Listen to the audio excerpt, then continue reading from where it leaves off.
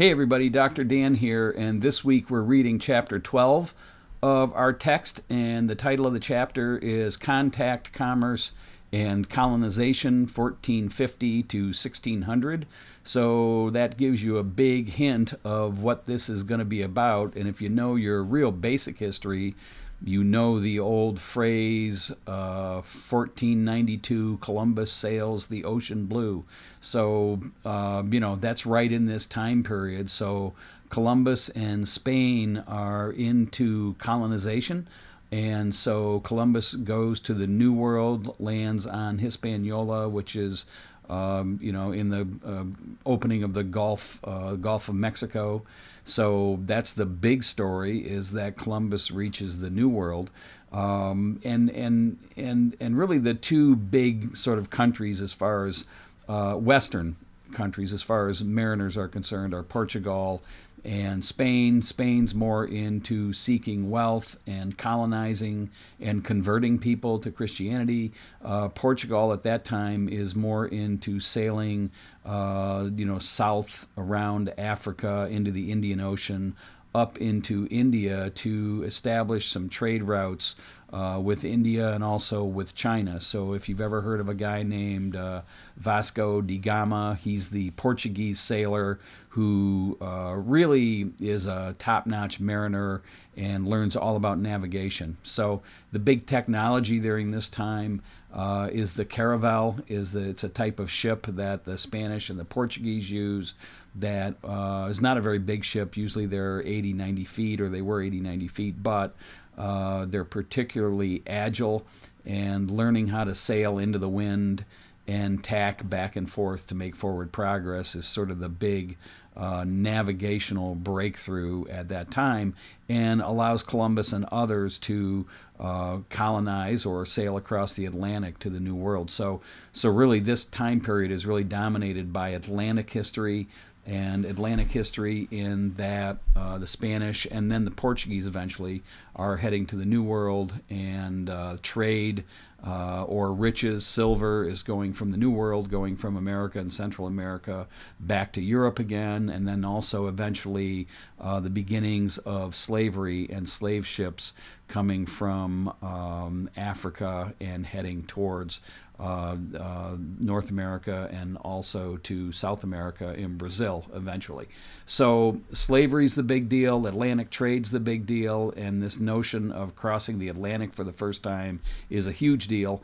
And also we talked about that theme of how biology affects history in the last chapter when we talked about the bubonic plague. Well, here we go again with biology affecting history when the Europeans go to the New World, because Native Americans here had no immunity to European diseases. So diseases like smallpox, wipe out vast numbers of Native Americans in the North American region, but also in what is today Mexico, which we call Mesoamerica.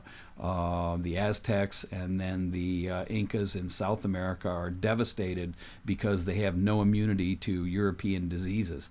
The other sort of related to biology, but a little bit related to just environment, this notion of Columbia, the Columbian Exchange, which you'll read about in the text, and that's this idea that Europeans bring animals and plants over with them, and that changes the ecology and the environment in North America. So think about that, because I think that, again, typically we look at history being affected by wars and political uprisings, but really biology, ecology, the environment, those types of things all have a great effect on history as well.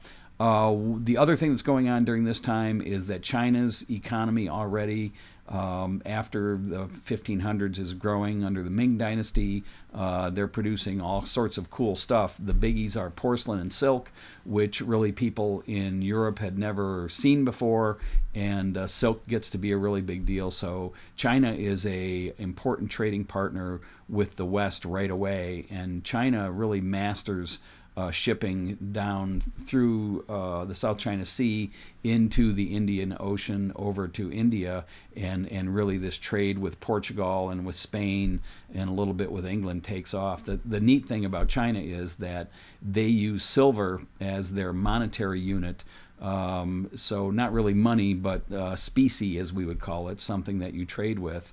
And a lot of the silver that goes to China in this time period actually came from the Americas. So, it's hard to believe in an era of sailing ships and wind power that goods would be shipped so far from the Americas all the way to China, but that is certainly the case with silver. So that's pretty interesting.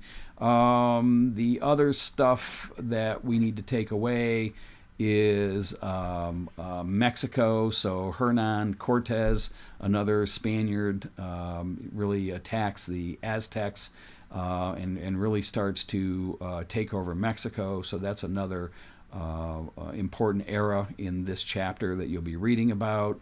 So understand also the lineage of most Mexicans even today. It comes from that exchange of intermarriage between Spaniards and Aztec Mexican Indians. So this is an interesting thing that is even going on still today, because Mexicans as a distinct ethnicity have their roots back with Cortez in the 1500s. So keep that in mind. Sort of the big takeaway in this chapter is the Reformation. So that starts on page 471. You need to know what the Reformation is. So Martin Luther publishes his 99 Theses and in the 1500s, and really starts to loosen the grip of Catholicism on Christianity. In other words, when we refer to the church prior to 1500s, we're talking about the Catholic Church. The Catholic Church was the main agent and policing agent for all of Christianity. But after Martin Luther, Protestants or Protestantism takes off, and this is this whole idea that not only do priests and bishops and popes interpret God's word, but individuals can as well. Individuals can read and interpret the Bible, and so that's Martin Luther's thing. Sort of it's a protest. That's where Protestant comes from. It's a protest against the Catholic Church, and the Catholic Church really loses power at that time. And so nowadays, when we think of Catholics and Protestants, that's where that split all occurred. So it's really important.